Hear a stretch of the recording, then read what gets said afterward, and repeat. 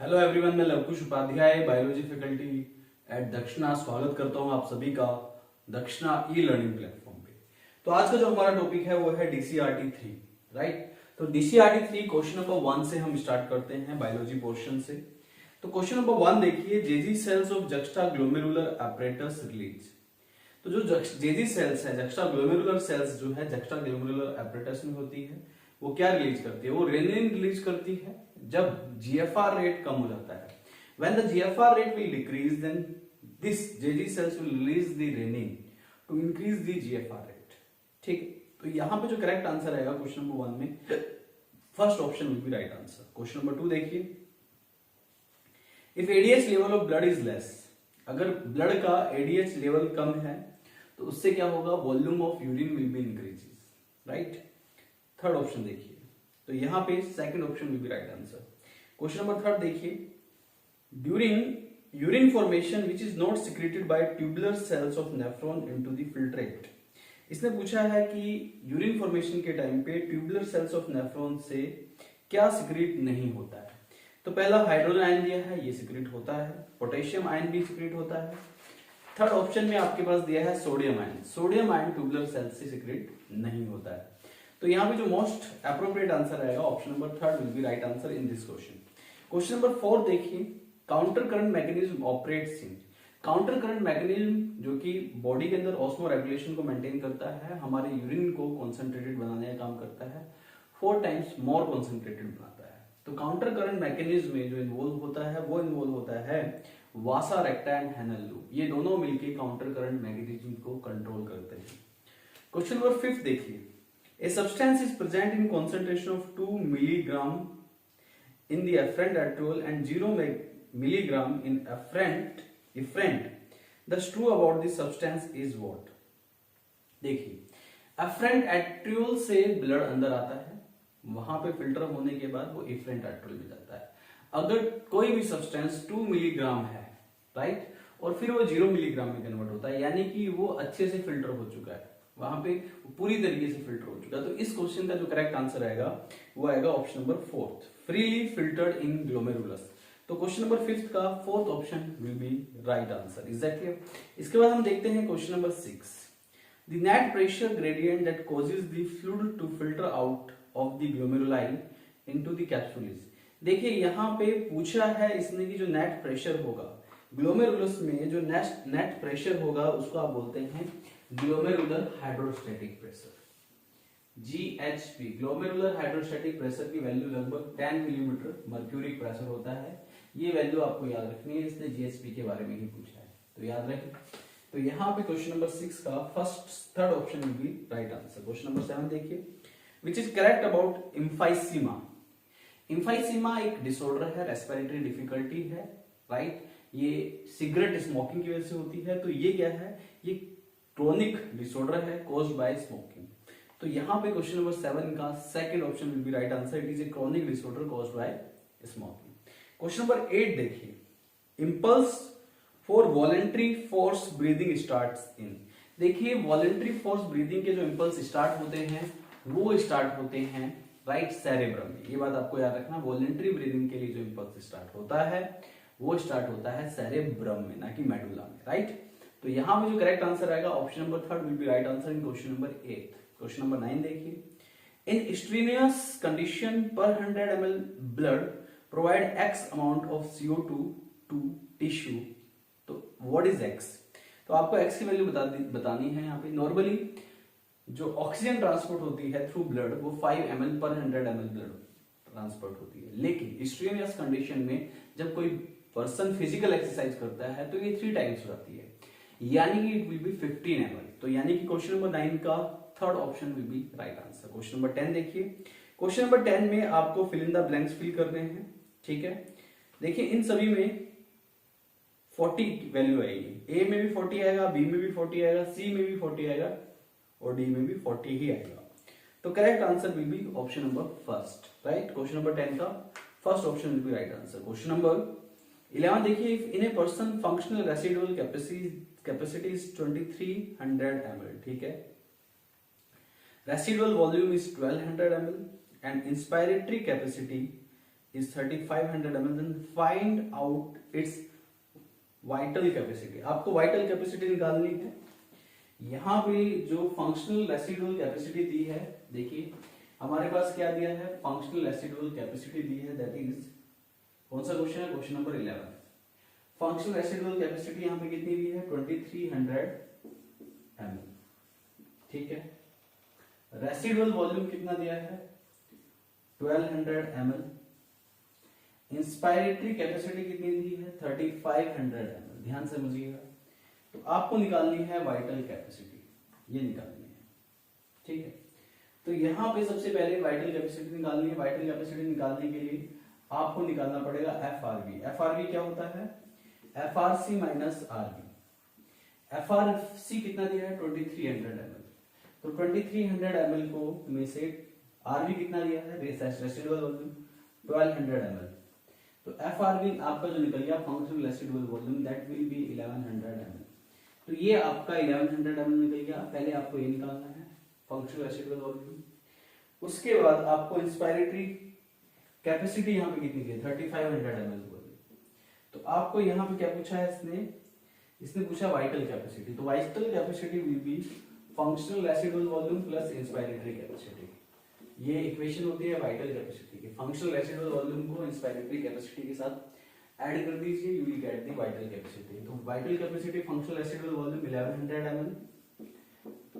Inspiratory capacity कितनी है बेटा, ठीक है, कितनी दी है यहाँ पे, 3500 ml, ठीक है। तो यहाँ पे वाइटल कैपेसिटी की वैल्यू आएगी 4600 ml।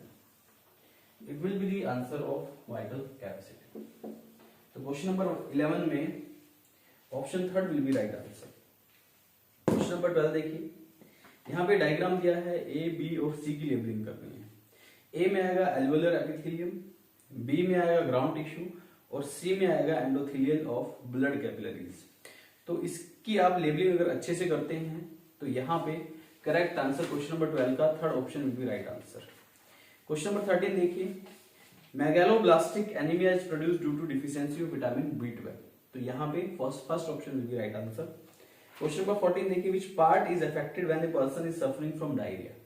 अगर कोई पर्टिकुलर पर्सन डायरिया से सफर करता है तो डायरिया की जो अफेक्टेड पार्ट होता है डायरिया केस में किसी भी पेशेंट का, वो लार्ज इंटेस्टाइन होती है। तो यहाँ पे क्वेश्चन नंबर 14 का second option will be right answer. Question number 15 देखिए, bile juice and pancreatic enzymes secretion are stimulated bye.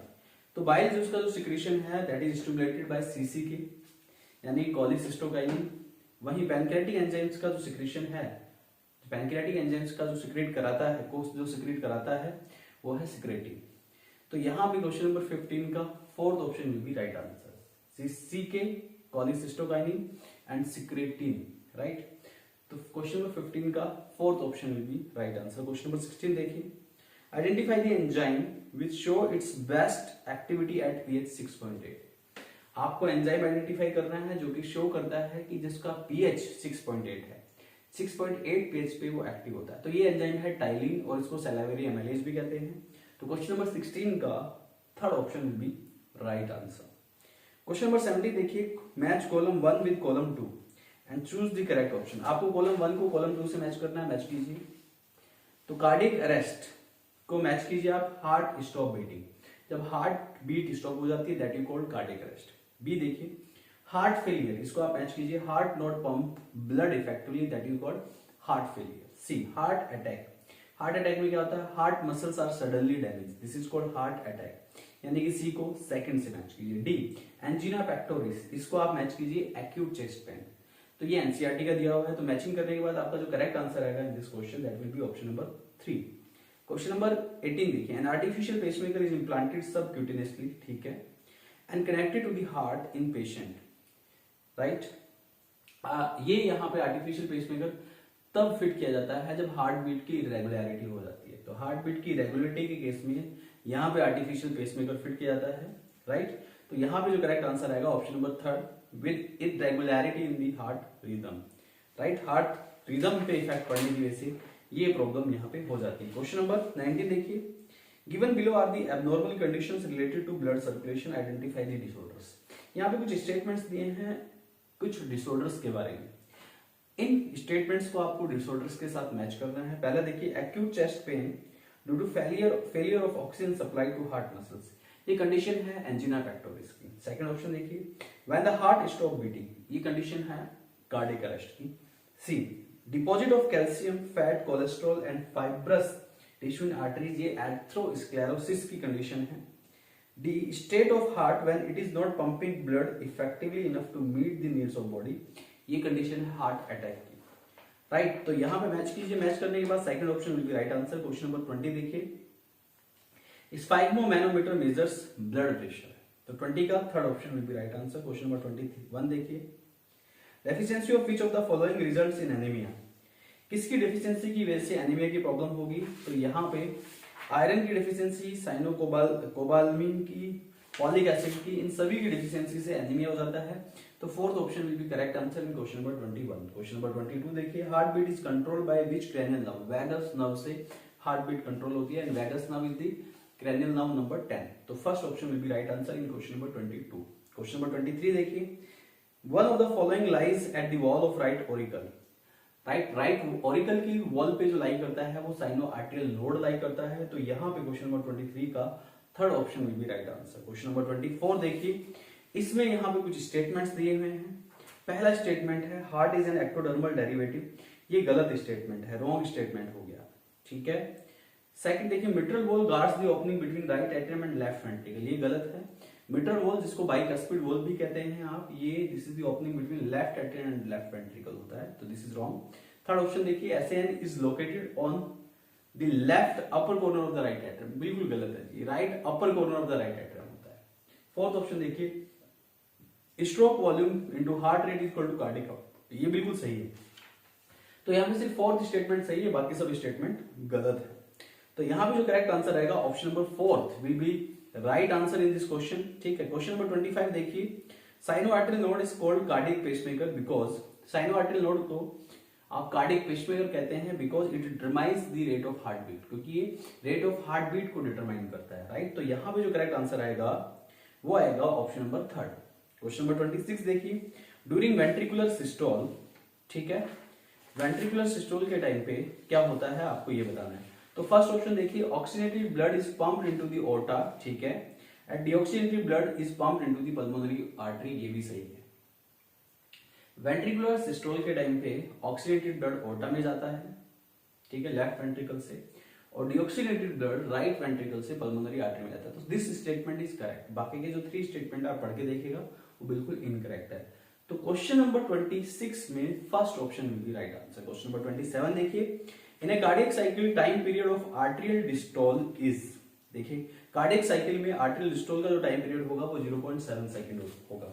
आपको पता होना चाहिए जो कार्डियक साइकिल होती है उसमें एक जॉइंट डायस्टोल होता है, जॉइंट डायस्टोल के टाइम पे भी ऑरिकुलर डायस्टोल होगा, ठीक है, इसमें 0.4 सेकंड लगते हैं। वेंट्रिकुलर, राइट, एक आपका ऑरिकल डायस्टोल होगा और एक वेंट्रिकुलर डायस्टोल होगा, ठीक है। तो ऑरिकल सिस्टोल में कितना टाइम लगेगा, वेंट्रिकुलर सिस्टोल में कितना टाइम लगता है, ये 3 इवेंट्स होते हैं कार्डियक साइकिल के, ये लगते हैं 0.3 सेकंड।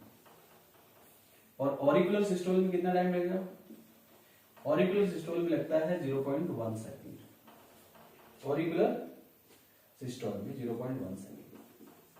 तो देखिए जॉइंट डायस्टोल के टाइम पे भी ऑरिकुलर डायस्टोल होता है, वेंट्रिकुलर सिस्टोल के टाइम पे भी ऑरिकुलर डायस्टोल होता है, ऑरिकुलर सिस्टोल के टाइम पे ऑरिकुलर डायस्टोल नहीं होगा।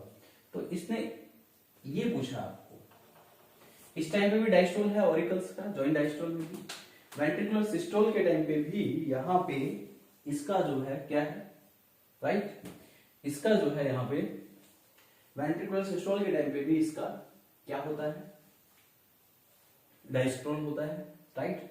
तो इन दोनों को ऐड कर दीजिए, 0.7 सेकंड आंसर आ जाएगा। ऑरिकुलर डायस्टोल में 0.7 सेकंड लगता है, correct answer option number 4। Question number 28 देखिए, 28 the heart sound dub is produced when, heart sound dub जब प्रोड्यूस होता है जब सेमिल्यूनर वॉल्व्स क्लोज्ड होती है, सेमिल्यूनर वॉल्व के क्लोज होने की वजह से हार्ट साउंड डब प्रोड्यूस होता है, राइट। तो क्वेश्चन नंबर 28 का fourth option will be right answer. Question number 29 देखिए, read the following properties of red blood corpuscles. आपको रेड ब्लड कॉर्पसेल्स की प्रॉपर्टी बतानी कौन सी करेक्ट है। पहली प्रॉपर्टी यहाँ पे दी है, they are colourless due to lack of haemoglobin, गलत, इसमें तो हीमोग्लोबिन होता है। B, they are non nucleated, ये सही है।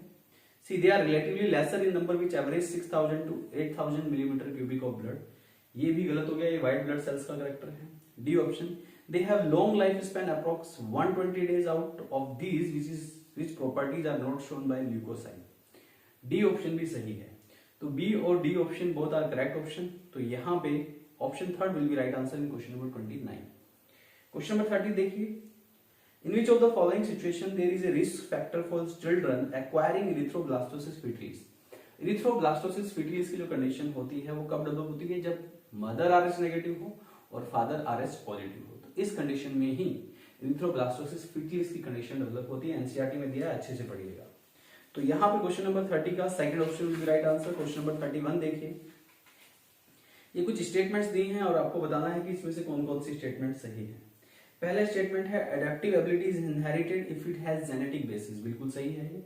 बी स्टेटमेंट है the rate of appearance of new forms is linked to the life cycle of the life span, ये भी सही है। रेट ऑफ अपीयरेंस जो डिपेंड करता है न्यू फॉर्म्स का, वो लाइफ साइकिल और लाइफ स्पैन दोनों पे डिपेंड करता है। लाइफ साइकिल और लाइफ स्पैन जितना ज्यादा हुआ, rate of appearance of new forms उतनी कम होगी। C, Darwin finches are example of adaptive radiation, ये भी बिल्कुल सही एग्जांपल दिया, एनसीईआरटी में दिया हुआ है ये।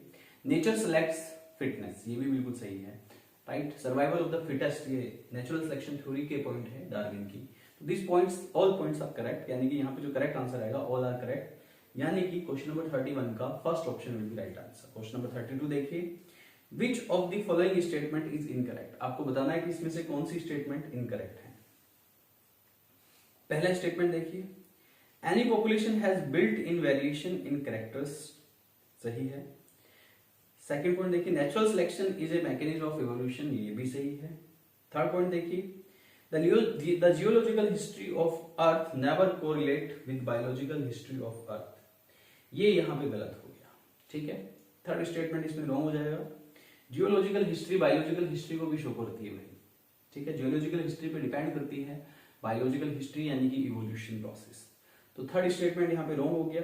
फोर्थ स्टेटमेंट देखिए, according to Darwin the fitness refers ultimately and only to reproductive fitness, ये भी सही है, यानी कि यहाँ पे सारे स्टेटमेंट सही है एक्सेप्ट थर्ड स्टेटमेंट। तो क्वेश्चन नंबर 32 का third option will be right answer. Question number 33 पे आइए, in Hardy Weinberg equation the frequency of homozygous dominant individual is represented by p square.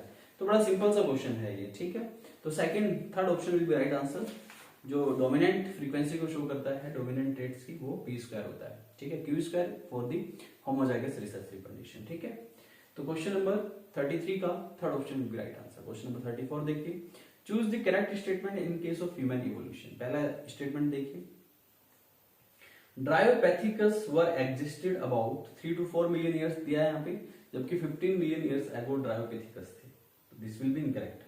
Second option, Ramapithecus was more ape-like, गलत, Ramapithecus was more man-like, ये भी गलत हो गया। Third statement देखिए, Australopithecus probably lived in East and Central Asia, गलत हो गया, ईस्ट एंड सेंट्रल अफ्रीका आना चाहिए था।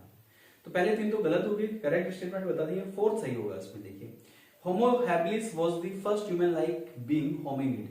Homo habilis पहला फर्स्ट एबल मैन इसको बोलते हैं, ह्यूमन बीइंग लाइक इसमें फीचर्स थे, राइट।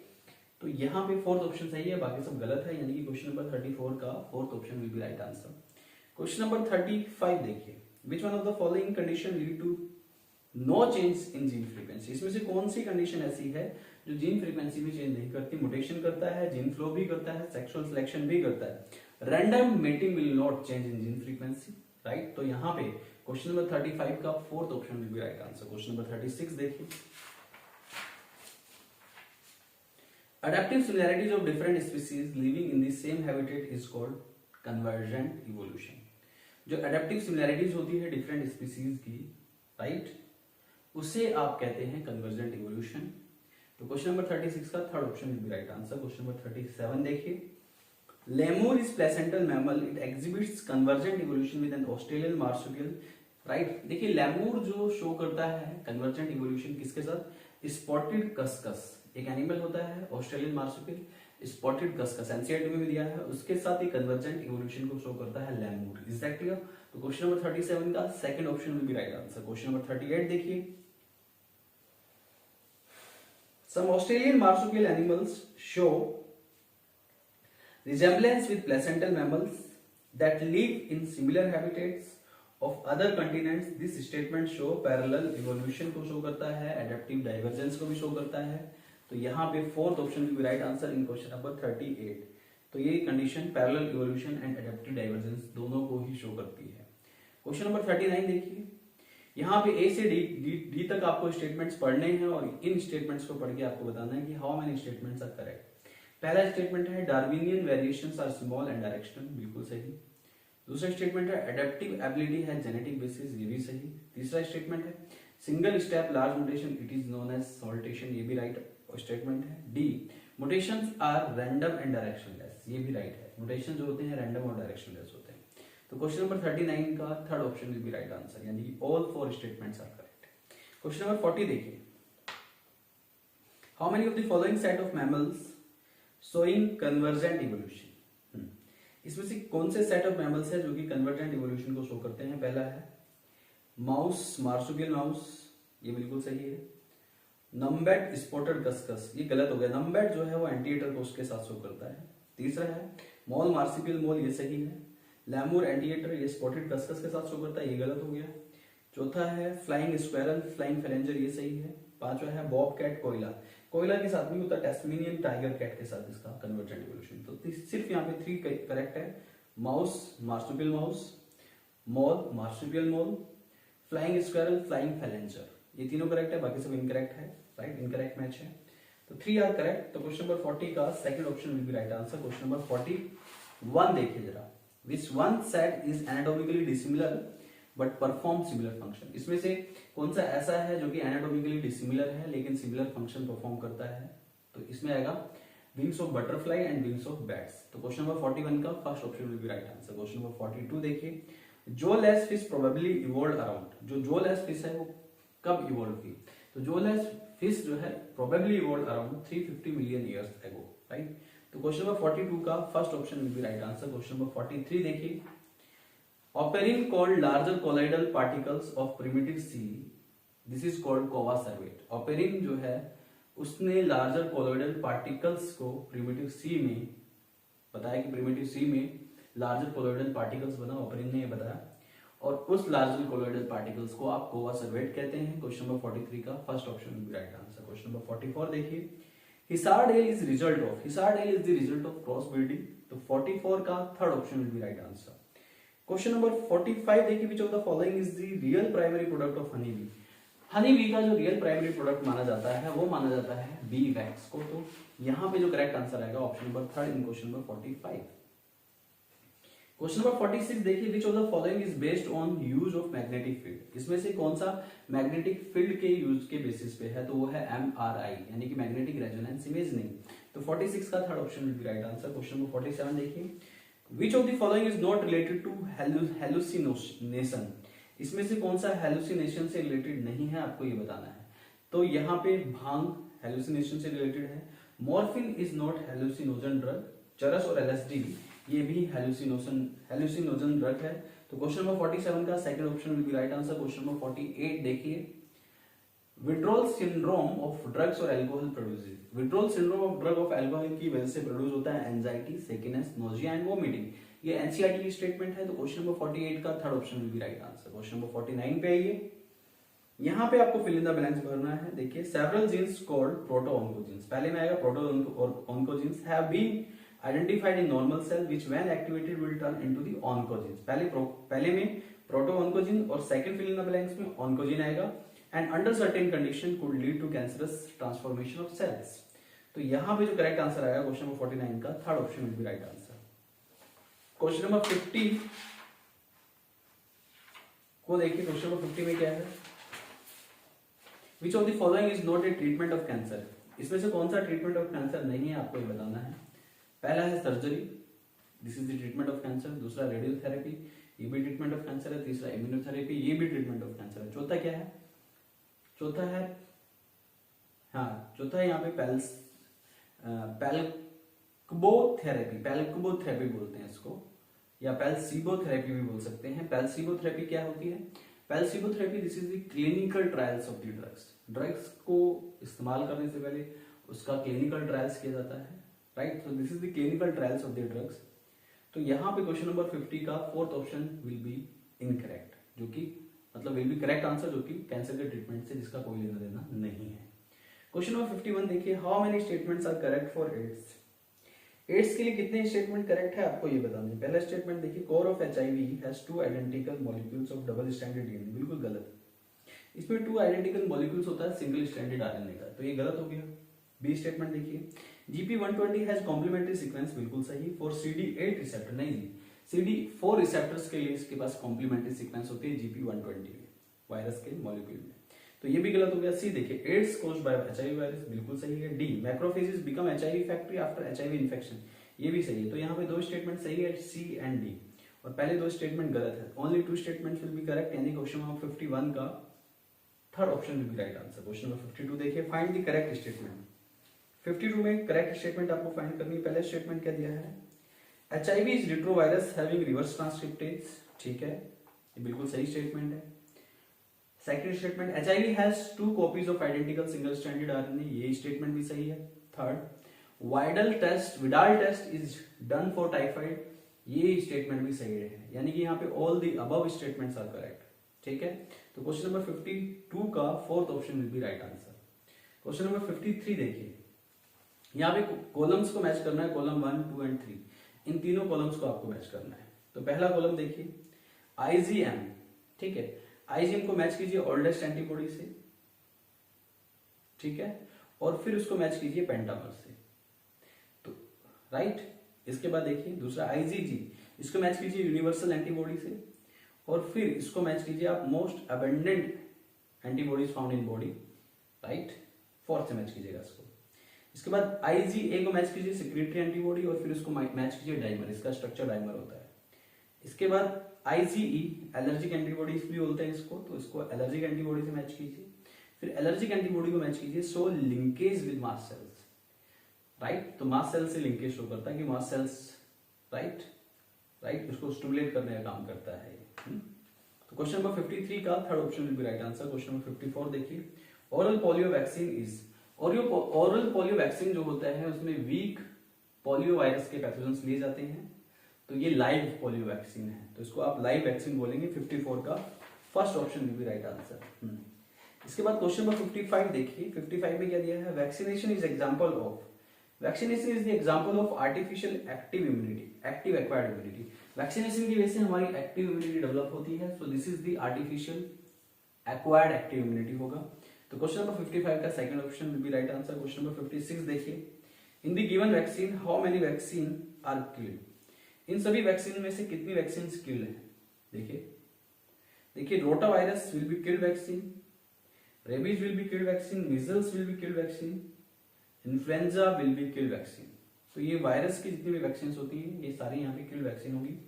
तो क्वेश्चन नंबर 56 का third option will be right answer, यानी कि फोर ऑप्शन इसमें से सही है, ठीक है। तो 56 में थर्ड ऑप्शन करेक्ट आएगा। क्वेश्चन नंबर 57 देखिए, मैच दी फॉलोइंग करेक्टली, आपको यहाँ पे 57 में इन सभी को मैच करना है। टेटनस को मैच कीजिए राइसस सैडोनिकस से, राइसस सैडोनिकस एक कंडीशन है, इसमें फेशियल मसल्स कॉन्ट्रैक्ट कर जाती है, फेशियल मसल्स की कॉन्ट्रैक्शन का facial muscles contraction will be sustain, right, जिसकी वजह से जिस सिम्टम को आप क्या कहते हैं रिसस सैडोनिकस, रिसस सैडोनिकस में फेशियल मसल्स का कॉन्ट्रैक्शन हो जाता है, and this is the condition in tetanus. Second देखिए रिंगवॉर्म, रिंगवॉर्म को मैच कीजिए फंजल डिजीज से। थर्ड देखिए रेबीज, रेबीज को वायरल डिजीज से मैच कीजिए। फोर्थ ऑप्शन देखिए डिप्थेरिया, इसको आप स्टिक टेस्ट से मैच कीजिए, डिप्थेरिया के लिए स्टिक टेस्ट किया जाता है। तो मैच करने के बाद जो करेक्ट आंसर आपका आएगा क्वेश्चन नंबर 57 में fourth option will be right answer. Question number 58 देखिए, which statement is correct about given diagram, इसमें कौन सा स्टेटमेंट करेक्ट है आपको गिवन डायग्राम के बारे में बताना है।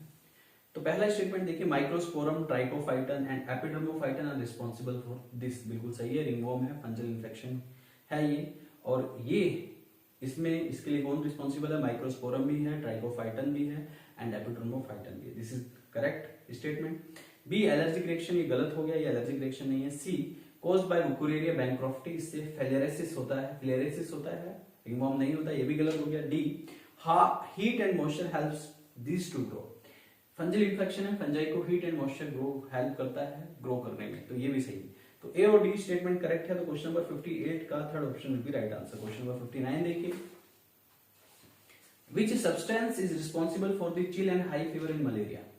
हाई फीवर एंड चिलनेस के लिए जो रिस्पॉन्सिबल है मलेरिया में, वो रिस्पॉन्सिबल है हिमोजोइन। कौन रिस्पॉन्सिबल है जी?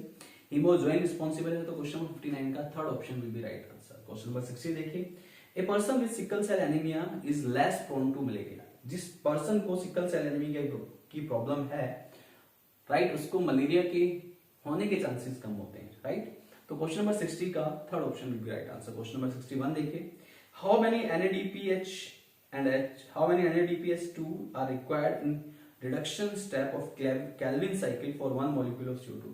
एक मॉलिक्यूल ऑफ CO2 के रिडक्शन के लिए कैल्विन साइकिल में 2 NADPH2 चाहिए। तो कितने चाहिए? 2। तो यहाँ पे करेक्ट आंसर आएगा 61 का 2 option. Option number 2 will be right answer in question number 61। Question number 62 देखिए, long day plant show flowering when concentration of phytochrome fire red is high। जब concentration of phytochrome fire red is high, तब long day plant flowering show करते हैं। तो यहाँ पे question number 62 का first option will be right answer. Question number 63 पे आइए, which of the following is correct about oxidative decarboxylation in Krebs cycle? तो यहाँ पे पहली तीनों स्टेटमेंट गलत है, चौथा स्टेटमेंट पढ़िए, दैट इज करेक्ट, कि यहाँ पे 2 मॉलिक्यूल्स ऑफ CO2 प्रोड्यूस होते हैं 2 मॉलिक्यूल ऑफ पायरिक एसिड से जब वो क्रैब साइकिल में जाता है, ठीक है। एक क्रैब साइकिल से एक CO2, 2 क्रैब साइकिल से 2 CO2, ठीक है। तो यहाँ पे क्वेश्चन नंबर 63 का fourth option will be right answer. Oxidative decarboxylation की बात कर रहा है, तो एक क्रैब साइकिल में एक ही ऑक्सीडेटिव डिकार्बोक्सिलेशन होता है, तो 2 क्रैब साइकिल में 2 ऑक्सीडेटिव डिकार्बोक्सिलेशन होंगे। Is that clear? तो क्वेश्चन नंबर 63 का fourth option will be right answer. Question number 64 देखिए, the plants which required PEP case for primary fixation of CO2 and exhibit special separation of CO2 fixation also tends to, ये condition है chloroplast dimorphism की। और chloroplast dimorphism जो देखा जाता है वो देखा जाता है C4 प्लांट में। कौन से प्लांट्स में? C4 प्लांट्स में। क्वेश्चन नंबर 65 देखिए आप, तो इसमें क्या दिया है? Photo respiration is favoured by. Photo respiration को कौन फेवर करता है? फोटो रेस्पिरेशन को फेवर करता है high concentration of CO2, sorry high concentration of O2 and low concentration of CO2। Are you getting? तो ये क्वेश्चन नंबर 65 है, राइट। 65 का first option will be right answer. Question number 66 देखिए, nitrogen in soil is present in the form and available to plants in the form. देखिए nitrogen जो होती है soil में प्रेजेंट होती है अमोनिया की फॉर्म में, नाइट्रेट की फॉर्म में, नाइट्राइट की फॉर्म में, यानी कि तीनों ही आंसर आएंगे। तो क्वेश्चन नंबर 66 का fourth option will be right answer, यानी कि A, B and C। Question number 67 देखिए, function of companion cells. Companion cells का फंक्शन होता है loading of sucrose into the sieve cells, right, sieve element, और ये active loading होती है, राइट। तो यहाँ पे जो करेक्ट आंसर आएगा क्वेश्चन नंबर 67 का fourth option will be right answer, loading of sucrose into sieve elements. Question number 68 देखिए, a few drop of sap were collected by cutting across a plant stem by a suitable method. The sap was tested chemically. Which one of the following test results indicate that it is phloem sap? तो यहाँ पे जब phloem SAP को आप cut करते हैं कुछ drops निकलती हैं, वो एल्कलाइन इन नेचर होती है, तो यहाँ पे alkaline will be right answer. तो क्वेश्चन नंबर 68 का fourth option will be right answer. Question number 69 देखिए, मैच द करेक्ट वन। 69 में आपको करेक्ट वन मैच करना है, मैच कीजिए। ऑक्सीन को मैच कीजिए आप इंडोल कंपाउंड से, इंडोल कंपाउंड होते हैं ऑक्सीन। बी, जिब्रेलिक एसिड को आप मैच कीजिए थर्ड से, एडेनिन डेरिवेटिव से जिब्रेलिन एसिड बनते हैं। सी, एब्सिसिक एसिड को आप मैच कीजिए डेरिवेटिव ऑफ कैरोटीनॉइड से। काइनेटिन डी को आप टर्पिन से मैच कीजिए, टर्पिन के डेरिवेटिव्स होते हैं, राइट। तो क्वेश्चन नंबर 69 में second option will be right answer. Question number 70 देखिए, apical dominance is caused by. Apical dominance oxygen की वजह से होता है, तो 70 का first option will be right answer. Question number 71 देखिए, the plant hormone involve in the flowering in pineapple that is indole acetic acid, यानी कि ऑक्सीन जो है फ्लावरिंग इन पाइनएप्पल में इंड्यूस करता है, तो करेक्ट आंसर आएगा 71 में फोर्थ ऑप्शन। क्वेश्चन नंबर 72 देखिए, इन द डायग्राम, ये डायग्राम दिया है, right, in the given diagram it show development process of a plant from the figure identify A, B and C। तो यहाँ पे एनसीईआरटी से इसको मैच करके देखिएगा और लेबलिंग कीजिएगा। ए में जो आपका आएगा इलोंगेशन आएगा, बी में डिफरेंशिएशन आएगा और सी में मैच्योर सेल्स आएगा। तो करेक्ट आंसर होगा option number third in question number 72। Question number 73 पे आएगी। In animal cells like muscles during exercise when O2 is inadequate for cellular respiration, pyruvic acid is reduced into the lactic acid by lactate dehydrogenase। देखिए muscles में oxygen की कमी की वजह से जो लैक्टिक एसिड बन जाता है, राइट, और उसके लिए जो एंजाइम चाहिए लैक्टेट डिहाइड्रोजनेज चाहिए। तो क्वेश्चन नंबर 73 का third option will be right answer. Question number 74 देखिए, which of the following statement about glycolysis is not correct. आपको ये बताना है कि कौन सा स्टेटमेंट करेक्ट नहीं है। पहला स्टेटमेंट देखिए, इट इज एनारोबिक प्रोसेस, बिल्कुल सही है, पूरा anaerobic pathway. Second, it does not require input of energy, ये गलत हो गया, it require input of energy, right. तो ये स्टेटमेंट गलत हो गया, तो यही आंसर आएगा यहाँ पे। It is universal process among living organism, ये भी बिल्कुल सही है। Fourth, it is also known as EMP pathway, Embden Meyerhof and Parnas ने इसको डिस्कवर किया, that's why called EMP pathway, ये स्टेटमेंट भी सही है। तो सेकंड स्टेटमेंट गलत है, तो क्वेश्चन नंबर 74 का second option will be right answer. Question number 75 देखिए, maximum calories are produced by fat, सबसे ज्यादा कैलोरीज फैट प्रोड्यूस करता है, तो क्वेश्चन नंबर 75 में first option will be right answer. Question number 76 देखिए, which of the following plant does not show CO2 fertilising effect. देखिए C4 plant CO2 fertilising effect को show नहीं करते हैं। CO2 फर्टिलाइजिंग इफेक्ट का मतलब है कि अगर आप CO2 की कंसंट्रेशन बढ़ाते हैं, higher concentration of CO2 that leads to higher yielding and that is possible in C3 plant and C4 plants को CO2 फर्टिलाइजिंग इफेक्ट की कोई जरूरत नहीं है। तो यहाँ पे C4 प्लांट का सिर्फ एक ही एग्जांपल दिया है, वो है मेज, यानी कि ऑप्शन नंबर 4 में मेज दिया है। क्वेश्चन नंबर 76 का fourth option will be right answer. Question number 77 देखिए, photosystem 1 and photosystem 2 are respectively located in non apprised.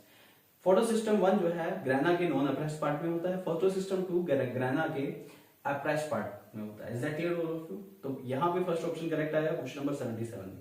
78 देखिए, anoxygenic photosynthesis is not the characteristics of what. इन चारों ऑप्शन में Cladophora will be right answer. Cladophora oxygenic photosynthesis को show करता है, oxygen evolve करता है। बाकी रोडोस्पाइरिलम, क्लोरोबियम और क्रोमेटियम ये सारे बैक्टीरिया के एग्जांपल है, ये नॉन ऑक्सीजनिक फोटोसिंथेसिस को परफॉर्म करते हैं। फोटोसिंथेसिस को परफॉर्म करते टाइम कोई ऑक्सीजन इवॉल्व नहीं होती इनसे, तो सिर्फ क्लैडोफोरा से ऑक्सीजन इवॉल्व होती है, तो क्लैडोफोरा ही ऑक्सीजन को इवॉल्व कर रहा है, तो यानी कि वो एक ऑक्सीजनिक फोटोसिंथेसिस को शो कर रहा है। तो क्वेश्चन नंबर 78 का वो नहीं कर रहा है। Is that clear? बाकी सब कर रहे हैं, तो 78 का third option will be right answer, right. तो क्वेश्चन नंबर 79 देखिए, ये रिएक्शन दी है, एनसीईआरटी से मैच कीजिएगा। 78 की रिएक्शन, ये ट्रांस एमिनेशन की रिएक्शन है, राइट। एनसीईआरटी अगर आपने मिनरल न्यूट्रिशन अच्छे से पढ़ा है तो ये ट्रांस एमिनेशन की रिएक्शन है, तो करेक्ट आंसर आएगा option number 4। Amino acid synthesis को शो करता है बाय ट्रांस एमिनेशन, राइट। तो 79 का fourth option will be right answer. Question number 80 देखिए, यहाँ पे एक पूरी रिएक्शन दी है नाइट्रोजन की, राइट, इसे आप नाइट्रोजन फिक्सेशन कहते हैं। तो 80 का क्वेश्चन नंबर 80 का third option will be right answer. Question number 81 देखिए, मिनरल एब्जॉर्प्शन इज, तो मिनरल एब्जॉर्प्शन क्या होता है? Mineral absorption mainly active process होता है। Mineral absorption is mostly active process होता है, तो 81 का third option will be right answer. Question number 82 देखिए, which of the following macronutrient deficiency does not depend on their soil concentration. तो ये इसका जो करेक्ट आंसर आएगा ऑप्शन नंबर 4, यानी carbon will not be present in soil, तो soil concentration से इसका कोई लेना देना नहीं है। नाइट्रोजन, फास्फोरस एंड पोटेशियम ये तीनों सॉइल में प्रेजेंट होते हैं, ये करेक्ट है। तो 82 का fourth option will be right answer. Question number 83 देखिए, which condition favour guttation. Guttation को जो फेवर करता है, हाई वाटर एब्जॉर्प्शन फेवर करता है, हाई ट्रांसपिरेशन फेवर नहीं करता है, लो ट्रांसपिरेशन फेवर करता है। तो 83 का fourth option will be right answer, यानी कि 1 and 3 बोथ।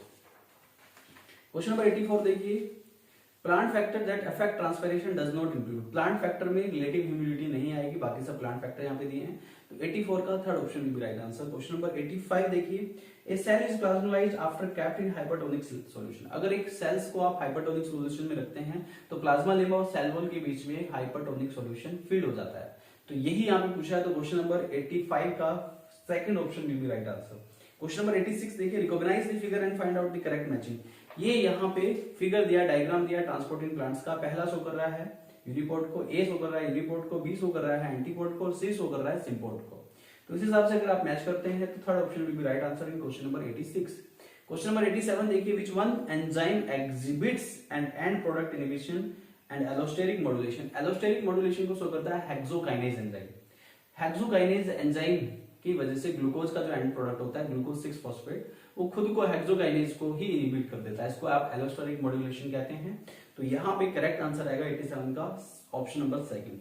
क्वेश्चन नंबर 88 देखिए, which one of the following statement is correct. इसमें से 88 में कौन सा स्टेटमेंट करेक्ट है आपको ये बताना है। तो 88 में जो स्टेटमेंट है पहला देखिए, right, competitive inhibitor reacts irreversibly with enzyme, ये गलत है, रिवर्सिबली रिएक्ट करता है एंजाइम के साथ ये कॉम्पिटिटिव इनहिबिटर। सेकंड देखिए, inhibition of succinic dehydrogenase by malonate is an example of non competitive inhibition, ये कॉम्पिटिटिव इनहिबिशन का एग्जांपल है, नॉन कॉम्पिटिटिव इनहिबिशन का एग्जांपल नहीं है। थर्ड स्टेटमेंट देखिए, competitive inhibition is seen when a inhibitor molecule competes with enzyme for binding to substrate molecule, ये उल्टा दे दिया है, ठीक है। यहाँ पे जो कॉम्पिटिटिव इनहिबिटर है वो फाइट करता है, कंपीट करता है with substrate to bind with active site of an enzyme, तो ये भी गलत हो गया। फोर्थ स्टेटमेंट देखिए, the presence of the competitive inhibitor increase the KM of the enzyme, KM मतलब माइकेलिस कांस्टेंट, ठीक है। तो कॉम्पिटिटिव इनहिबिटर की वजह से माइकेलिस कांस्टेंट की वैल्यू बढ़ जाती है। माइकेलिस कांस्टेंट का मतलब होता है this is the Michaelis constant, this is the concentration of substrate at which reaction rate half, right. तो यहाँ पे fourth option will be right answer in this question, बाकी सब गलत दिए। क्वेश्चन नंबर 89 पे आइए, which one is an allosteric enzyme, ये फिर से रिपीट हो गया, हेक्सोकाइनेज इज एलोस्टेरिक एंजाइम, पहले भी बता चुका हूं मैं पिछले क्वेश्चंस में।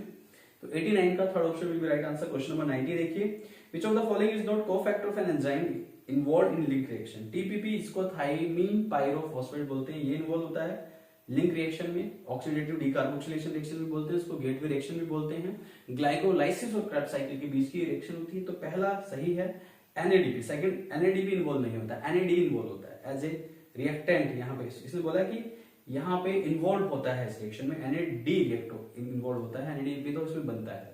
तो एनएडी इन्वॉल्व होता है, सीओए यानी कि ए इन्वॉल्व होता है, एनएडीपी इन्वॉल्व नहीं होता है। तो यहाँ पे क्वेश्चन नंबर 90 का second option will be right answer. तो यहाँ पे ये हो गए आपके सारे क्वेश्चन नंबर 1 to 19। इसके साथ अब ये 90 जो क्वेश्चन है यहीं पे कंप्लीट होते हैं। इसके बाद हमारा जो अगला क्वेश्चन पेपर होगा that I will discuss in my next session. तब तक के लिए thank you very much, bye bye, take care.